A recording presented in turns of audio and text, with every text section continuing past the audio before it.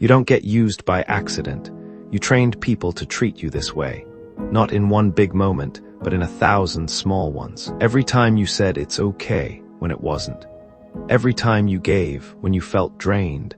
Every time you stayed silent when something felt wrong. You weren't being kind, you were teaching people how far they could go.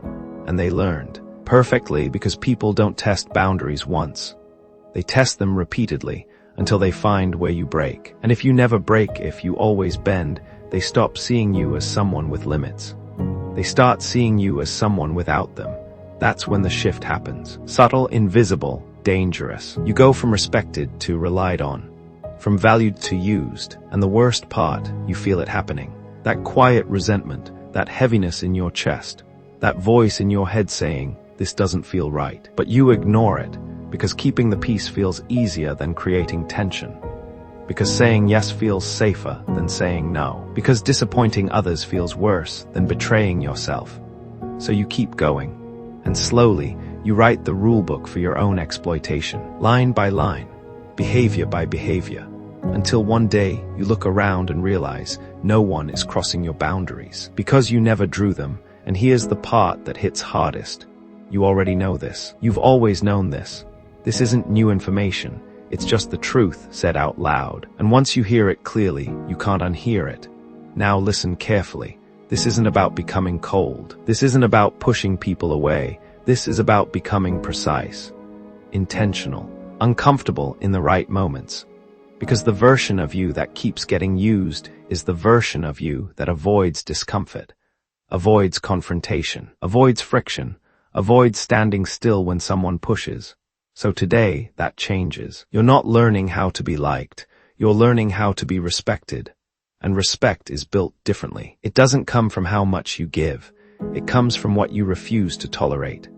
So we are breaking this down into 5 brutal rules. Not theories, not motivation. Rules. Simple, direct, uncomfortable. The kind that change how people treat you immediately.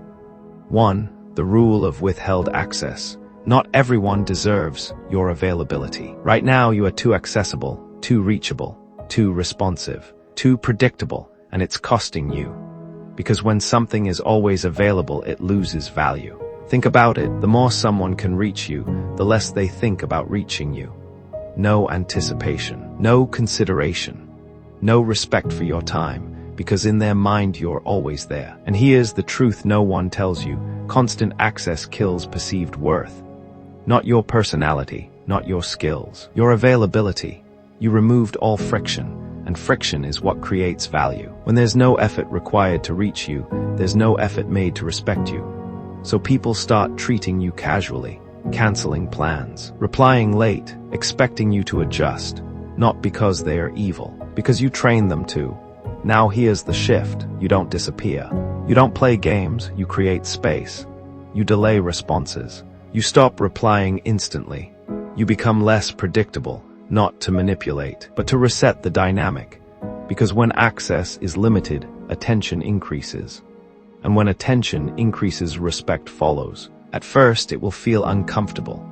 You'll feel like you're doing something wrong, like you're being rude. But you're not, you're recalibrating. Because if they can reach you anytime, they won't respect you anytime. 2. The rule of unexplained boundaries. The more you explain, the weaker you sound. This is where most people fail. Not in setting boundaries, in defending them. You say no, but then you explain. I can't today, I'm really tired. I wish I could, but I have a lot going on. Maybe next time, things are just hectic. And it sounds polite, but underneath it's a request for approval. You're not setting a boundary. You're negotiating it. Because explanations invite questions. Questions invite pressure. And pressure breaks weak boundaries. People don't push strong boundaries, they push soft ones. And explanations make them soft. Because now your no has conditions, and anything with conditions can be changed. So they push. Come on, it'll only take a minute. You're always busy. You can make time. And suddenly you're back where you started. So here's the shift. Say less, mean more. I can't do that. That's it. No story, no justification, no emotional cushioning. Just clarity. Because clarity doesn't invite negotiation. It ends it, and yes, it will feel harsh. At first. because you're not used to standing firm without softening the impact. But here's the truth: clarity builds respect. Explanations invite control. 3. The rule of emotional detachment. Not every emotion deserves your reaction. Right now, you're reacting too much. To tone, to messages, to subtle changes in behavior. And people feel that. They feel how easy it is to move you. And once someone knows how to move you, they don't need to control your actions. They control your reactions. Guilt, anger, urgency, these are tools, and you respond to them instantly. That's the trap, because when you react immediately, you give away control. You let the situation dictate your behavior, instead of choosing it. So here's the shift. Pause. Not forever, just long enough to break the pattern. You observe. You let the emotion pass through you without acting on it, because emotions are temporary. But reactions have consequences. You slow down your responses. You stop engaging instantly.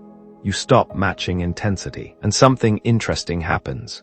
People lose their leverage because they can't predict you anymore. They can't trigger you the same way. They can't move you like before. And that's power. The moment you stop reacting, you become unplayable. 4. The rule of selective empathy. Your kindness needs standards. Right now, you give empathy like it's unlimited, to everyone, at all times, without question, and it feels right, but it's costing you, because empathy without standards becomes self-neglect. You listen, you support, you show up, even when it drains you, even when it's not reciprocated, even when you know deep down, this person wouldn't do the same for you. But you ignore that, because being kind feels important. But here's the reality: people invest where there's resistance, where there are standards, where access is earned. When your empathy has no filter, it has no value. So here's the shift. You don't stop being kind. You become selective. You watch behavior before you give energy. You look for patterns, consistency, respect, reciprocity, and only then you invest, because empathy should be earned, not assumed. Unfiltered kindness doesn't make you good, it makes you easy. 5. The rule of self-loyalty. If you don't stand by yourself, no one will. This is the core of everything, because all the other rules depend on this one. Right now, you betray yourself in small ways. You say yes when you mean no. You stay quiet when something feels wrong. You tolerate things that don't align with you. Why? Because you want to keep the connection, avoid the tension. Stay liked, but every time you do that, you send a message. Not to others. To yourself, my needs come second. And when you believe that, the world reflects it. People take more, expect more, respect you less, because you've shown them you won't stand up for yourself. So here's the shift. You choose discomfort over self-betrayal. Every time you say no, even when it's awkward. You speak up, even when your voice shakes. You walk away, even when it's hard. Because short-term discomfort protects long-term self-respect.